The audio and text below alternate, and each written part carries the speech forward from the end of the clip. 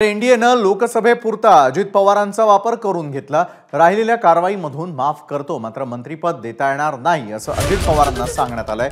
असा टोला शरद पवार गटाचे आमदार रोहित पवारांनी लगावला। मोदी साहेबांनी तसं बघितलं तर व्यक्तिगत गिफ्ट त्यांना दिलेलंच आहे, पण मंत्रिपद दिलं नसल्यामुळे जे आम्ही सर्वजण आधीपासून म्हणत होतो, लोकसभेपुरताच अजितदादांचा फायदा हे भाजप करून घेणार, पण फायदा तर काही झालेला नाही। म्हणजे लोकसभा झाल्यानंतर विधानसभा जर अजितदादांच्या सर्व आमदारांना आणि नेत्यांना जर लढायची असेल तर त्यांना एकच पर्याय राहणार आहे, म्हणजे भाजपचं चिन्ह।